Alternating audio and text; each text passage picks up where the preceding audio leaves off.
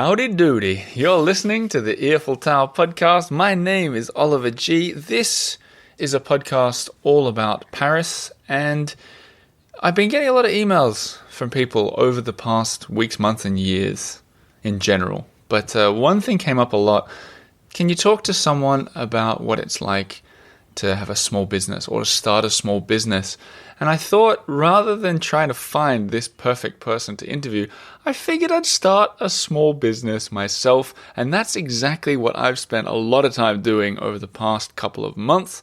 And I want to tell you a little bit about it, partly because I'm very excited. I'll also talk about a little bit about the other projects that are on the way and what you can expect about the future from this podcast, but also give you a glimpse into starting a company in France, because it's exactly what I've just done. And good news for all you lovely Lina fans, my guest today will be a familiar voice. Let's get on with it! And here she is, lovely Lina. I wanted to say whoop whoop, but also I didn't want to be that person, but now I guess I am. So, hi. The other thing is, I was going to say, you have to be a little bit more serious now. Oh, yes. Because you... Quite. So a bit of background before we get to that, why Lina has to be serious in a... I'm Lina Nordin G, by the way, wife of Oliver, the host. Do we have to do that still? I don't know. It could be someone's first episode. Yeah, and if so... we don't want to be like... Yeah, you're right. Yeah. Okay, so usually this is a show all about Paris. I interview someone on the street, someone I meet, someone who's doing something interesting. But sometimes I'll just talk by myself. Sometimes I bring on my wife, Lina. And today's a very important day to bring her on because you're going to be very involved in the future of this company. But first we rewind. The way it works, I have no idea how it works in other countries. I've got a bit of an idea in some, but for the most part, no idea. Including France, when it comes to setting up a business. But I've learned it. Slightly worried. So the way it works, just to catch everybody up, is when you have a hobby like a podcast, you typically start as an auto-entrepreneur or a micro-entrepreneur, it's also called. And you're basically happy if you make any money at all. Exactly. And that's what a lot of if you guys out there in listener land who follow Instagrammers and YouTubers and those kind of people and podcasters like myself, that's typically what happens. And you sort of do all your own accounting, and it's a bit of a headache, but it's not too difficult. And then the next step up from that is to turn it into a company. And that's what I've done, mostly because I want to take it to the next level. But you also, want to take this relationship to the next level? Yeah, but also because now that we started doing books, more books and stuff like that, the sort of short version of the boring truth is, if you sell a book for 20 euros and that book costs you 10 euros to make and then 5 euros to post or whatever, sure. As an auto-entrepreneur, you have to, that just counts as income. You have no expenses. So when you're a company, you can deduct your expenses. In other words, if you start selling books, it's hard to be an entrepreneur anymore. It just makes sense. It's not a hobby anymore. To move on. Yeah, exactly. Okay. So seeing that this was happening, I got an accountant and did the whole thing. Not only do you have one book, but we have 2 books now. 2 books Yeah. and other stuff too. And I talked to an accountant. When I say other stuff, I'll talk about that in a second. But like there's no drug deals going on. So. But it got to a stage. It got to a stage I wanted to do it properly, and I've done it properly the whole time. Actually, in fact, because I always intended the Earful Tower to grow. It was my intention from the beginning. I love how surprised you look at yourself. I'm surprised that we got here this quick. Yeah. That's true. But anyway, so I hired an accountant, which is an expensive thing to do in Paris. There's as much paperwork as you can imagine. And then some. They want everything. Like she contacted me and said, have you ever had a dog or a cat? I was like, yeah, both. She goes, I'll need their dental records. Stop. Okay, it's not that bad, but it's not far. It's not far from it. I said, can I bring my wife in on this? She said that would actually be perfect, but we needed all the information, like our parents' birthdays and where they were from. I mean, that bit was actually the easy bit, but all this extra information, like, so to sort of spell it out. And I think anyone who's read my book knows how I feel about French banks. But I need to start a whole new... Do you remember? Here's a side story. When I went into my very bank, the one I mentioned in the book that messed me around so much, for a meeting that had been scheduled for a week, in the middle of the day, they said, oh, no, she's not here at the moment. I was like, okay, well, what do I do? And they go, I don't know. And so I was like, I ended up having to just leave the bank You literally switched banks. Yeah, I switched, but I was like, that's it. I'm done. That's quite an extreme I voted with reaction. my feet. I know. But so, and then to get this bank, the amount of things that I had to get signed and then re-signed and then signed twice, and they looked at it, they're like, hang on, Oliver, you need to sign it twice on the same page here. And I was like, what does it matter? I'm not very good at all this stuff. Yeah. But your patience is not quite there. Which it probably only takes 20 minutes to set up a company in France. But for us. No, but you had to. So if you're ever thinking to do it, you obviously should get an accountant, I'd say. But it was signing a lot of contracts. It was putting a small amount of capital into it that you have to do and signing it 800 times in 800 different guys, styles. if you're not like happy with your signature, like practice because it'll be everywhere. Better tip: do a small like signature. Do a small. Oh, here's a side By the story. way, Yeah, I was just thinking of that. Here's a side story. On the side story. Someone forged my signature. I know. Someone was sending me magazines from Australia, and the post guy, or I assume it was the post guy, forged my signature, faked my name while I was out of the country. Yeah. And the package went missing. And I could see the receipt with the... Anyway. Speaking of signature, that signature was way better than your signature. You think? Yeah. Should I post it for people to... No, because then people will... Oh, no, okay. So, in short, have a short signature because you're going to be doing it a lot, and get an accountant who can help because it's very complicated, especially in French. Get an English-speaking accountant. That's a good tip. Yep. I cheated and I got... I did all the company stuff in French, but... I made sure the accountant could speak English. Yeah. Made a big difference. But it was a lot of info. Well, as a first-time proper business starter, of course, it would be a lot. Yeah. And so they got all the details. They said to me, as it got further and further through, they said, you'll be the president, which is the président of the company.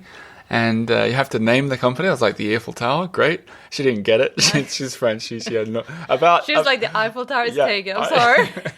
No, honestly, about a month into it, she goes, I just got the joke. No. Yeah. Are you kidding? Yeah, well, I don't know. That's great. Anyway, so then when Lina jumps on, they say, what name should Lina be as the part owner of your company if you're the president?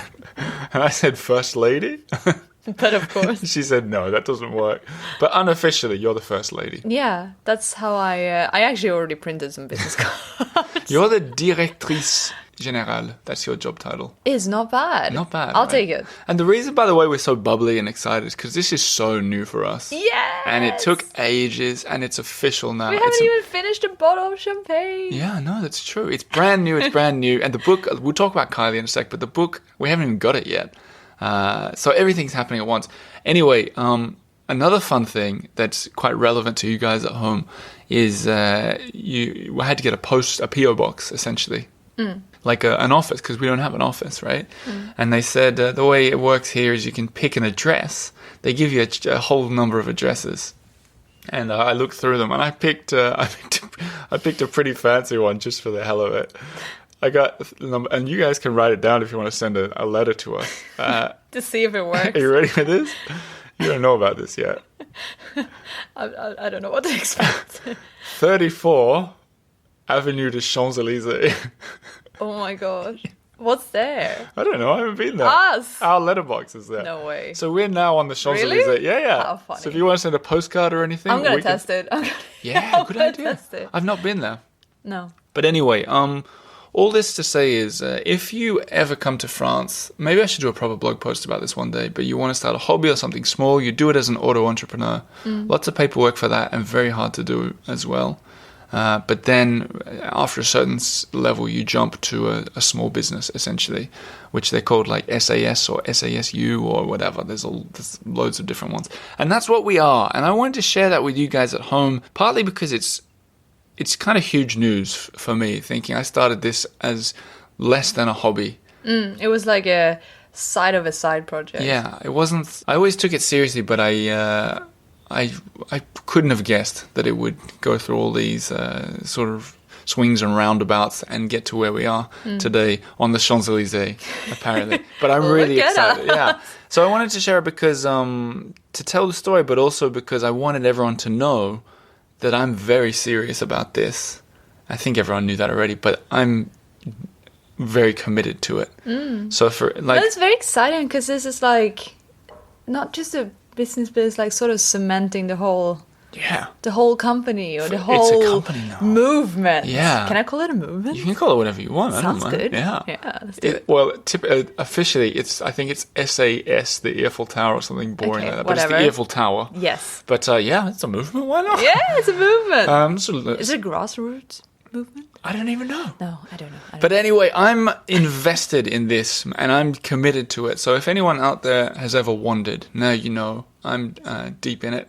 And I want to say thank you as well to all the people, the and you Patreon just want to be supporters. called Mr. President. Monsieur le Président. Yeah, No, this but humble seriously, guy. thanks to the Patreon supporters, the people who've bought our books and everything, because obviously without you guys, it would never have got this far. Literally. No, it would never. of course. It wouldn't have got this far. So thanks, everyone, for your continued support. And it's really exciting that we're here. Like a big happy family. It is, indeed. Yeah. So, yeah, we're super stoked about it. I want to share that. And so there you go, the Earful Tower Company. Now, let's talk also about one of the main reasons we got into that is Kylie the Crocodile, the children's book that you illustrated, that I wrote, and that has started to arrive across North America It's so exciting. to hundreds of houses. It's so exciting. And yet, we haven't held a copy yet I'm ourselves. not sure we should admit that. That is crazy. It's the God honest truth. That's we what had you an- get here on Radio Earful Tower. We had an advanced copy that wasn't at all the finished copy. So we were really nervous to see. But we've seen via Zoom what it looks like. And it looks great, to be Yeah. honest. And we've had all you people who sent pictures of children reading it and pictures of it next to It's so babies in so cots and nice. stuff. And It's such a weird feeling, like seeing someone reading it to their children and just thinking that it's so incredible. I can't put words to it. yeah. That's why I'm the illustrator and you're the wordsmith. But I guess with your illustrations, the same feeling surely when you do the watercolors and people buy it and hang it on their fridge or whatever. That must be pretty surreal. yeah, usually wall, but yeah, sure. Is Fridge. it? works. I guess they don't put it on the fridge. Yeah, no. But this is different. This is children reading. It is something different because I just remember myself when I was a child and I had my favorite books, or when you get really into a story and a picture book with text, it's such a special thing and it can really stay with you for a long time, maybe even the rest of your life. So just that sounds very big-headed, but just to think that it's even a possibility is I don't think very, that sounds big. very cool. I think you get away with that easily. There are Maybe. children's books we read when we were young that I still remember. Yeah. So Do you have any that do you a remember lot of any? stuff by Roald Dahl. Yeah, because your mom's English, so he's very big in England, right? He certainly is and Yeah, was. Yeah. And what about you? It's all Astrid Lindgren. Yeah. Astrid Lindgren. Yes. Swedish author, famous Swedish author. Maybe you know about Pippi Longstocking, for example. Of course. Yeah. Although I think for people who don't, I'm sure everyone's heard of Pippi Longstocking, right? Pippi Longstockings. But Astrid Lindgren wrote many, many books. So many, And the whole universe. Yeah, Swedes could all name 10 of them. Yeah. Right? More, probably. And tell the stories of them. So. There's even a theme park. Oh, yeah. Yeah, It's it's great. a big one too, right? It's really big, and they build up this these different worlds, and it's amazing. We tried to get Actually, in there there are once. two. There's one in in Stockholm. Stockholm. Yeah. But anyway, we're not here to talk about Anyways, Sweden no. until the end of the episode. But back to the book. Yeah. So I wrote a huge update on Kickstarter. Even if you didn't support it on Kickstarter, you got it elsewhere or whatever, when you can expect it. But the short version of that, I'll link that in the show notes. Short version is basically North America first, Europe second, Australia and elsewhere third. And that's because it's being printed in America In and New it's Jersey. sent Yep. directly from the printer Yep. to all you American customers And Canadian. and Canadian, Yeah. and then And then The it gets rest to of us And gets then, it. Yeah, it gets to the sort of helpers in other countries, like in Melbourne. I call it them the elves. Oh, yes. Santa's little elves. That's lovely. Isn't it? So they're in Melbourne, and we got Paris, we got Stockholm, we got Toronto, not to mention Chicago, Seattle, and Paso Robles. I still don't really know how to pronounce it, but I like it. Past the Robles. But anyway, the book's going to get out. It should be before Christmas for everyone, but that's just the idea of why you maybe haven't got it yet. Yeah. And it's exciting. It really is exciting. And then I guess once we've got some copies... God, there's fire in your eyes. I know, I'm really pumped to see and it. steam in your ears. It's my second book for the year. Yes! Isn't that crazy? That's too? cool. So once we get copies, we'll start sharing it properly online and talking about it and maybe showing it. And as usual, that's when a lot of the people who've held off waiting to see if it's good will buy it. Yeah, hopefully. That's what happened with If you my like book. it. That's what happened with my book. A lot of people got it on Kickstarter and then waited to hear reviews, I think. In fact, do you want me to read you an email I got right before we press Yeah, record? sure. Why not jump in with an email? Sure. Is it relevant? Totally on Or is topic. it just like, hey, your Gmail account was closed? No, this is from Danny Thomas. He sent it today. He said, I love this one. He did everything except ask a question. Mm-hmm. So it's not a perfect email, but he says, I discovered the podcast this summer and binge listened to a good chunk of it while operating a 15 horsepower brush mower on the banks of the Little Nestucca River in Oregon. Wow, I'm trying to picture all this. Yeah. Wow. Sounds it's like a lot. movie, right? Yeah. Exotic. Very. I always say exotic, and then Americans tell me that it's They're not like, exotic. nah. Little Nestucca River. I'm going to look it up afterwards. I'm pretty sure I listened to every episode, says Danny, which, as we know, takes longer than to watch all the Seinfelds now. So I can't quite say why I had no interest in your memoir. It's a funny thing to say. No offense. Fair enough. None taken. Yeah. I recently became a Patreon supporter. Thank you, Danny.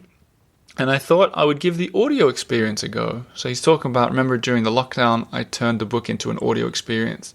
Not a lame audio book, but an audio experience. I can say in all sincerity that it is an excellent book. Your trademark humor is present throughout, but what makes the book touching and universal is the way it presents the coming of age of a naive, uncertain young man finding his footing in a new country. The audio experience really is better than a traditional audiobook. I love the way some of your friends, like the Breton sailor, for example, Fabian, Hey, Fab. react to the book in real time. Anyway, congratulations and thanks. Well, thanks, Danny. And thanks. That's really nice. So I'll talk about that audio experience in a sec, but that idea of he listened to all the episodes but didn't care or wasn't interested in the book. Maybe he's not a book guy. But he's an audio guy. Yeah. But anyway, the point is some people will take some time to check it out, I think. Yes. But the Where other... were we? I don't know. The other point is the audio experience.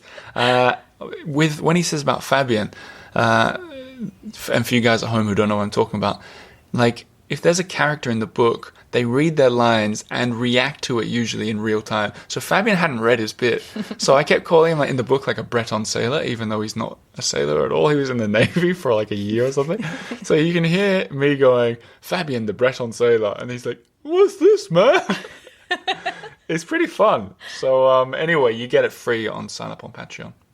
But anyway, that's what it was and that's what it is. But Kylie the Crocodile, if you haven't got your copy, you can find it on the earfultower.com/croc. This is a business now, I'm not ashamed. You know what I will tell you? I listened to some podcasts, I couldn't sleep last night. I know, it's very rare. Very rare. Yeah. And I'd heard about these sleep podcasts that you listen to to get you to sleep. And I was like, I'll give it a go. I listened to 2 podcasts. I started them. Typical podcasts have like 2 minutes ads at the start. One of them I had to turn off because it was just ads. And the ads are like, get 20% off when you use this code. It just keeps going. Oh, So no. I don't feel so guilty So mentioning you're a book. more that we've awake written. because you were like, no, honestly, you're like internet shopping. Yeah. Yeah, you're I filling your inbox. You wouldn't believe how much like stuff I bought. It was why I couldn't sleep. Oh, Anyway. Speaking of Christmas, Oh yeah, but that's Gifts. my point is this is a business now. I'm not ashamed. It's basically the show's brought to you by people who buy the books. Thank you very much, and the Patreon supporters. So if you want to get in this little world, do one or the other. Please, it would mean a great deal to us both. You as vice president, first lady, or whatever. that is me. That's me. That's where you find me. Also, Lina's What? watercolor prints are now going to be part of the Earful Tower, which is pretty exciting. We should Yeah. incorporate them somehow. It's a real family business, isn't it family cool? affair. And Eddie doing the editing of the episodes. Great. Exciting. And the Yeah. scrolls, of which there won't be one for this episode. But listen, I want to. It's going to be a short episode today. There's been 2 episodes every week for the month, and Generous. thanks. And we've been doing this. You wouldn't believe, guys, how much starting a small business in a different language in a different country takes out of your brain. But I'm wrecked from it. I'm really glad to get into this Christmas season. But I want to end on something to look forward to. and Lina, you even maybe will look forward to this. If you guys like this podcast, I've started a new one. A brand new show, very similarly themed, called The Earful Sweden, about Lina's home country, where we got married, and where I've spent a lot of time. And the show is all about Sweden, and it is coming out this week. In fact, spoiler alert, it's already out. The first 3 episodes are already out, and I'm going to publish it every Wednesday. I've recorded the whole first season. Lina, what do you think so far from what you know? Well, I think I'm super intrigued. There are some good names in there. There are some good places in there. So you managed to interview... Well, I'm not going to say too much. No, well, what I thought I'd do is I'd end this episode with the trailer for the season. That's better. Yeah, but what I'm going to ask you guys to do is, if you like travel podcasts, and if you're even mildly interested in Sweden, I've already shared the link out with the Patreon supporters, and some of them have listened to it. Or maybe you just think like Sweden. You don't know Sweden, Switzerland, which is which. Dear, like maybe yeah. That could be a good episode. Maybe this is something to broaden your horizon. Yes, and that's the whole idea. It's also something to broaden my horizon. I want to have a side gig. I love side gigs. And the Paris podcast isn't going to change. In fact, like this month, it's bigger and better. 70,000 downloads this month. Record. It's exciting. Things are exciting. But what I ask you is, if you like travel podcasts, and if you like this one, go and subscribe to the Earful Sweden. You'll be able to listen as it goes, like from the beginning. So no binge listening necessary. But anyway, look, I'm going to leave everybody at home with the trailer that I put out for the Earful Sweden. Have a listen and see what you think. Maybe jump over and subscribe. As for you, Lina. As for me. Thanks very much for being on the show again. A quick episode, but a lovely one with you. Anything else before we go that we should mention? Anything else, he asks. Yes, a big something else. What have I forgot? Well... we are making a comeback. Yes. Oh, the pub quiz. Yes. Yes, for Christmas. Yes, your real job, your true calling as a pub quiz host. Yours too, as the cutout figures. Yes. So December 20th, time to be announced, link to be made, but probably 8 p.m. What a time Paris to be alive. Yeah, this 20th of December, we're going to do a Christmas-themed pub quiz in front of a fire. Can we get in front of a fire? Yeah, I can promise a fire. Okay. I can promise... gingerbread. Oh. I can promise gift wrapping. Oh, yes. We had an idea to gift wrap some French objects. And if anyone doesn't know what we're talking about, gosh, if this is your first episode of the Earful Tower and you've listened this far, oh no, I wouldn't be surprised if you unsubscribe. Yeah. This is a bit of an inner circle kind of one. But what we're talking about is Lina and I do live pub quizzes all through lockdowns, usually, on YouTube. And everyone sits with a pen and paper, writes down the answers, and we crown a winner at the end of every episode. We're going to do a Christmas-themed one, December 20th. We want you to be there. We'll send out the link soon, and it's going to include gift wrapping French objects and trying to guess what they are before we open it. So exciting. Among other trivia. Among other stuff. This is exciting. I'm going to get started now. What date is it? You've got a couple of weeks, I'd say. Okay, great. It's not quite December, but we're excited. We're actually really surprisingly excited about it because we haven't done it for a couple of months. Yeah. But if you like the sound of Lina, at Parisian Postcards on social media, Instagram. Mm-hmm. At First Lady Earful Tower. Have you started that one yet? No, I'm just kidding. That one's private. But here it comes. The next couple of minutes are going to be the trailer for the Earful Sweden.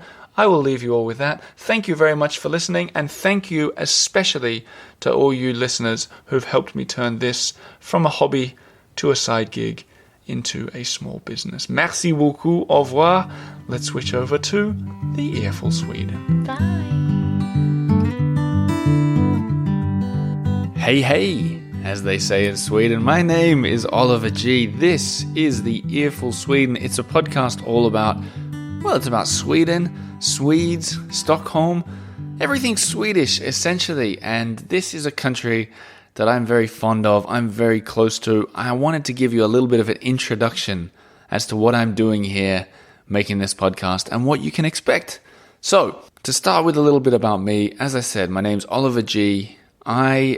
I'm a podcaster in Paris, actually. I've been running the Earful Tower since 2017. Now, that one is a show all about Paris, France. I'm not going to go on about it. I'll let the New York Times describe it. They said it's one of the most transportive podcasts on the planet. So my hope is to recreate that kind of transportive feel, but this time for Sweden. If you like Sweden, if you like its history, I'm hoping this podcast will be for you. Now, the Earful Tower, that's a play on words for the Eiffel Tower in Paris, of course, but you listen to this podcast with your ears, hence the Earful Tower. And then I thought, I have such a strong connection to Sweden, which I'll talk about in a second, that I would like to do a podcast about Sweden on the side. So I just called it the Earful Sweden, and that's where we are right now. So about my connection to Sweden, I lived here from, 2010 to 2015. I speak Swedish. I worked here. I have a Swedish wife. I got married here, and I come back here quite regularly, and I love the country. I'm fascinated by the country, and I wanted to get to know it even better and share that with you guys because I quite like podcasting.